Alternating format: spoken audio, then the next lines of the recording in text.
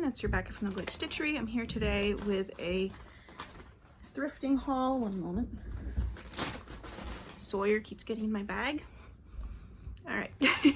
So today I went up to one of the Goodwills along with my sister, my brother-in-law, my nephews. And I didn't film while we were in the store because generally if I have all of my family with me, it's a little bit difficult to film well. Not really a noise issue, more just like if I'm carrying my nephew, it's hard to also do the camera and look through the racks. But I wanted to show you what I got and also talk about the upcycling sweaters thing like I have in the past. I have a little pile that I've been collecting over the past month or two. I apologize for all the car noise. We live on a pretty busy road now. Gonna have to drag both kittens off the sweaters, it looks like. So there's that. But anyway, I wanted to show you what I got and just talk through what I look for when I'm looking through the sweaters, as well as I picked up a lot of books. We're going to talk about that a little bit. Just in general. In the future, in addition to Goodwill hauls, I'm hoping to go to the Goodwill bins in the future. So that will be its own video. So you can hopefully look forward to that in the future, although I don't have like a definite timeline on when I'll get to do that. But I'm gonna set up the camera in overhead mode and we'll go look at what I got. All right, so as I've mentioned in the past, my sister and her husband are resellers in addition to their, regular day-to-day jobs. So we spend a lot of time going to thrift stores and yard sales and that sort of thing. And I do tend to come with them both to help with my nephews and to just look for my own stuff because it's a way for me to get out of the house for a bit. So the Goodwill we went to today is one that we've only started going to since we moved. We didn't know about it prior to the move. And apparently on Mondays, they have a fill a bag for $15 sale. So, and it's if you fill 2 bags, you can fill a 3rd bag for free. So you end up with 3 paper bags of stuff for $15. So the only stuff you can put in the fill a bag is stuff with blue tags or blue stickers, which in some of the other Goodwills I've gone to, when they have sales, they remove all the sales stuff from the racks ahead of time because they just do. But that was not the case. And we also happened to get there right as they opened. So we had a lot to pick from. In addition to the fill a bag sale, they also had pink tag items were half off. So it was just, there was a lot of pink tags and a lot of blue tags. It was just really fun to go through and look through everything. And this whole stack of everything, for me, was $15 because I had the stuff that I bought and then all of my blue tag items my sister put in her bags because she wanted to make sure she got them as full as possible. So, I mean, technically I guess she paid for them, but it wasn't even like, she got a lot of stuff too. So it wasn't even like my stuff took up that much of the bags. Anyway, I'm going to show you what I got. We're going to start with the sweaters and then we'll look through the books a little bit. And then we'll go to some other sweaters I bought recently in other trips. So, 2 of the sweaters I got were blue tag items. See, blue tag. So this would have normally been $6, but it was more like, I don't know, 50 cents. So it's a pure cashmere gossamer weight sweater. And if you look at the seams, which are weirdly enough on the outside of the sweater, which is unusual, they are the correct type of seam for unraveling. So it's a little hard to see. But it looks like a line of crochet stitches, basically. This is a lot finer than what I would normally pick up, but it's A, the only cashmere sweater I found today, and B, really cheap, so it was worth it. This one was also a blue tag, would have normally been $10, but again, it ended up being like 50 cents. So this is 100% silk. And it's a probably thread weight silk. Picking the beads off it is going to be a bear. I don't normally pick up items with beads, but the beads are really pretty and I like the color of the yarn and it's pure silk, which is something I'm always looking for reasons that I'll talk about in the next part. But it was, a really good deal. This is the only sweater I paid full price for. So this one was $6. It's, I think, worsted-ish weight yarn. So it's by Soft Surroundings. It's a little bit pilled, but not much. And when I look at the tag, it says that it is 46% wool, 32% nylon, 15% alpaca, and 7% cashmere. So it has this really interesting texture and halo to it. And the yarn has like tweed type of bits to it. So this one's really cool. I'm looking forward to working with this. I'm gonna dye this one, I think. Probably unravel first and then dye. But I don't know quite what color palette I'm going for yet, so we're gonna get to that. Sawyer. Well, it is what it is. He's fine. Okay. So for the books, most of the books I got were either pink or blue tags. And then I did get a couple others that were normal price tags because the books there were ridiculously cheap. A lot of the other Goodwills I've been going to, the books are much higher, with soft covers starting at $2 to $6 and hardcovers starting at $4 to like $12, which is ridiculous, but they were much cheaper here. So I picked this up for Mike. This is a pack of 4 Star Trek novels, and it was a pink tag, so it was $4 for all 4. And I love the art on the old Star Trek novels. Let's see if I can pull one out. Someone had to paint this. Someone had to paint a painting of Spock's face. So I just like these. And they're fun to read, and Mike likes them quite a bit. Now this is a book I would not normally buy because of the name, but it was a blue tag, so very cheap. And I was realizing as I flipped through it that I recognized a lot of these patterns, so I'm beginning to think that everyone has this book. But it does have some nice patterns in it. This is another blue tag book, and it's really chunky knit blankets.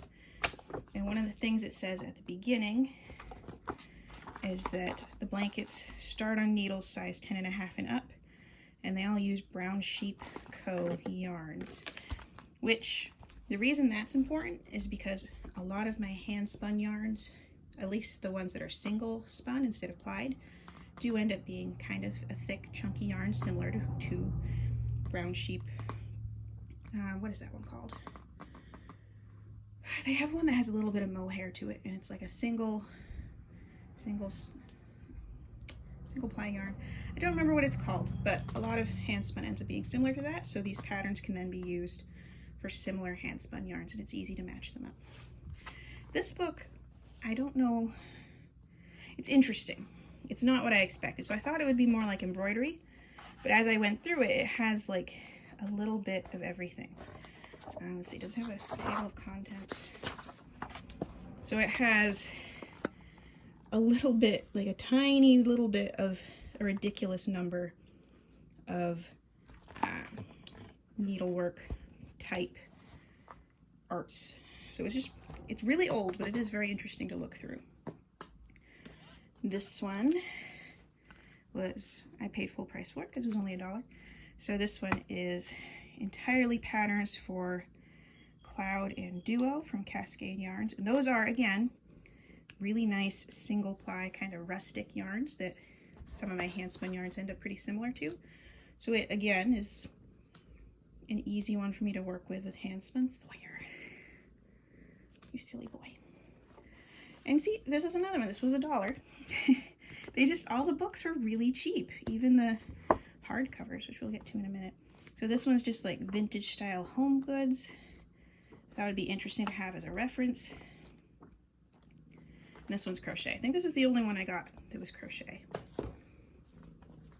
This one is about knitting with small amounts of yarn and matching them up, which I tend to have only oddball skeins of things. Both because when I'm spinning, I don't tend to make very much of each thing, but also because I pick up a lot of yarn in various places. So this is another blue tag. This one is knitting with beads, another blue tag. It's really pretty. This is something I've been wanting to try out. So don't know how long it'll take me to do that, but I really want to do some shawls with beads. And we got a Encyclopedia of Knitting, another blue tag.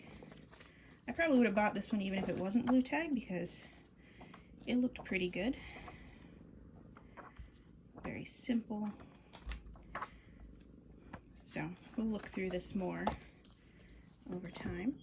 And then the last 2 books I got are not knitting related. So I got one on Celtic art, which It was I got it because it was $1, and I don't know much about it, but I thought the diagrams were just really cool. So I'm going to look through that a bit more in the future. And another book for Mike. So this one's a illustrated encyclopedia of dinosaurs. It has really nice art in it, so we're going to look through that with him. You'll like that, I think. So yeah, that's what I got today. And like I said, I only paid $15 and change for everything I bought today, which was awesome. I think my order at Starbucks was more money than my Goodwill total, so there's that. So yeah, I'm gonna go pull out the other sweaters that I've been picking up lately, and we're just gonna talk through what I look for when I pick up sweaters secondhand. All right, so my last Goodwill trip, I only picked up these 2 sweaters, and everything else we'll talk about as we get to it. Sawyer, leave the bag alone. It's amazing, 2 kittens, and it's always one of them that ends up being really naughty, and the other one's a little angel. Anyway, so these I paid the full price that's on the tag for them. So this one was $6, and it is 56% nylon, here, leave that over, 40% Angora, and 4% lamb's wool.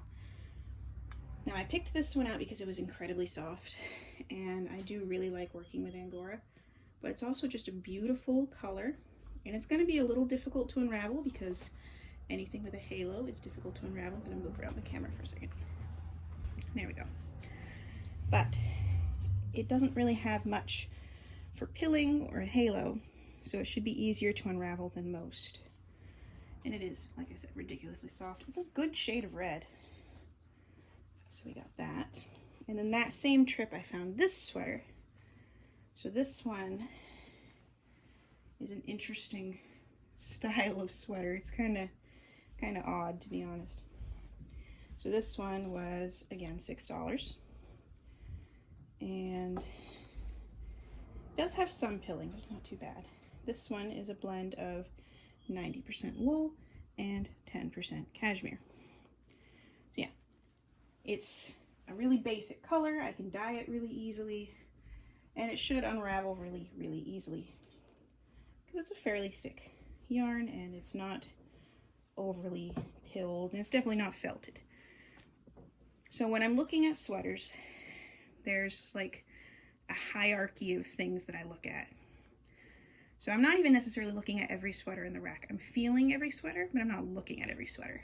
Because when you've done it long enough, you can kind of tell by feel what something is. So I'm mostly looking for natural fibers, and that is like the first thing I look for. So I don't even really pay attention to the price or the brand. The first thing I check is the fiber tag. So for most sweaters, that's going to be, if it's not under the top, then it will be like here in the edges. So this one, the fiber tag is on the top, but I think this one's pure cashmere anyways. So this is actually one that if I had been planning on buying sweaters that day, I would not have bought. My mom gave me this one. And the reason I would not have bought it is twofold. The first is that thread weight cashmere is a bear to unravel. The second is that it's very, very fluffy and possibly somewhat fulled. It's hard to tell exactly. So again, unraveling it would be a bear. It is ridiculously soft, and it's a beautiful color. But if I was looking specifically at this sweater, I personally would not have picked it up. Someone else picked it up for me. So yeah, first thing I check is the fiber content. The second thing I check is the seams, because I can't do anything with it if it's not unravelable seams. So I'm looking for something like this. So it looks like little V's. That is a super easy to unravel seam. I can do that very, very quick. Now, if it looks like it's sewn or serged, I do not buy it because that means I can't unravel it. With very few exceptions, I will not buy anything with serging. Now see, this sweater is super chunky, like fingering or DK weight, hard to tell, pure cashmere. My mom gave me this one as well, and this one if I had seen it, I almost certainly would have bought it because it's really nice. So there's minimal pilling, just a little bit. Super soft, super chunky. It's a nice neutral color. I can over dye really well. And it's just in really good shape. Like, I can do a lot with this. This one is one I got for free from a clothing swap. If I found it in a store, I might buy it, depending on the circumstances. So, well, basically depending on the price. You're gonna look at it. It's again in pretty good shape. And when you look at the skip or stop that. Okay. When you look at the tag, it's 100% wool. And then it also says that it can be washed in the washing machine, which means that it's super wash wool, which is very interesting. I can do interesting things with this, like potentially hold it with some silk or nylon and make socks out of it. So that is why this one is so desirable, I guess. And again, good seams, so I can unravel this. Skipper. Man, if it's not one, it's the other. Okay. So, basically, when I'm looking at a rack of sweaters, I go down and I feel every sweater. And if one of them feels interesting, I find the fiber tag and I read the fiber tag. If it is wool, cashmere, linen, or silk, or even mostly one of those things. Oh, or alpaca. Alpaca is good too. Let me back up a little bit. I am mostly looking for soft yarns, but not always. So this one is not very soft. This one is a heavy duty, hardy yarn.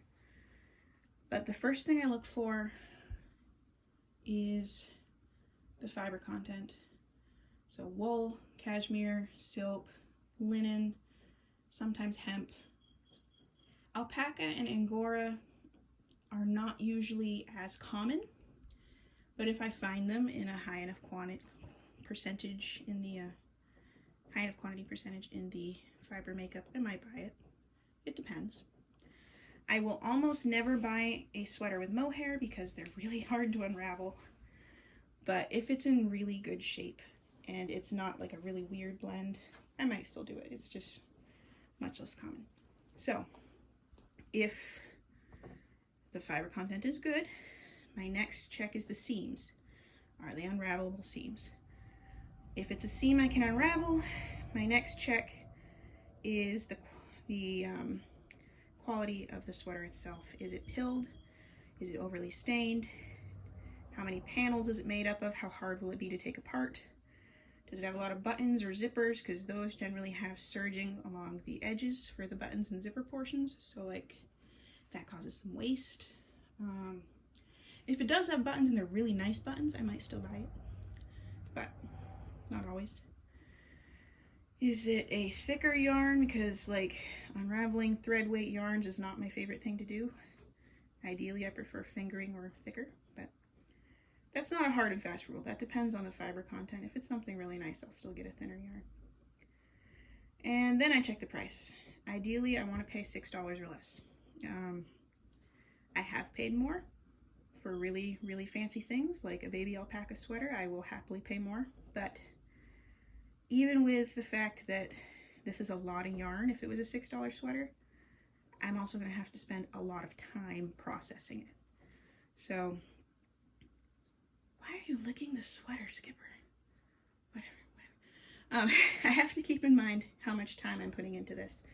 And unraveling a thread weight sweater takes a long time for a lot less usable yarn because it's thread weight, and I have to double or triple or quadruple it up than unraveling this sweater, which will take less time and is already a thick workable thickness.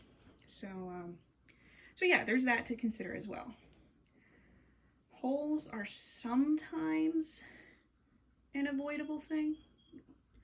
Like if it looks like it's very moth-eaten, I don't want to bring it home because it might infect the rest of my stash. But if it just has like a small hole and it looks like it got pulled or something, I might not care. So that one, I can go either way. I'm trying to think if there's anything else. Oh, exceptions, I guess. An exception to the rule about seams is if it's a pure wool sweater with really interesting color work and it's serged. Sometimes I'll still buy it and I'll felt it because you can make some really interesting things out of that felt with the designs in it. Like, I received a pure wool sweater that had holes in it and had serged seams, but it also had incredibly gorgeous buttons. So I took the buttons and then I felted the sweater and I sewed it into a cat bed for the cat that lives upstairs. So that one's Asia. I don't think I've posted any pictures of her. She's my sister's cat, but she loves it. But you could also use the felt for making mittens or for lining the inside of bags, stuff of that nature. Sometimes if you find sweaters with holes in them, then they'll give you a discount. Other times they just will refuse to sell it to you. So, you know, your mileage may vary. If you find it at a, you know, yard sale or something, then it's probably not going to make a difference. I don't know, I guess that's about it. Like, I'm really looking forward to working with all of these over time. I know that I want to make socks of some nature out of this one. And I know that I want to dye this one and weave some cashmere blend scarves where the weft is cashmere and the warp is probably merino based. Maybe merino silk. This one I don't know that I'll ever actually be able to unravel because it is really fluffy. So maybe I'll finish the job and felt it instead and turn it into something. Although cashmere is a little annoying to felt. This one also will dye up beautifully. And I really want to use this bright red Angora blend as a weft in a scarf or a shawl. So again, weaving. The ones I bought today, I'm pretty sure I'm going to be using for knitting or crochet rather than weaving, but it's just a lot for me to work through, so I'm going to be working on that for a while. Unraveling is very slow. I start by picking apart all the seams and have a bunch of panels, and then if it's a strong enough yarn, hook it up to the ball winder and unravel it that way. But if it's a weaker yarn, I have to sit there and pull each strand by hand. It takes hours, sometimes days.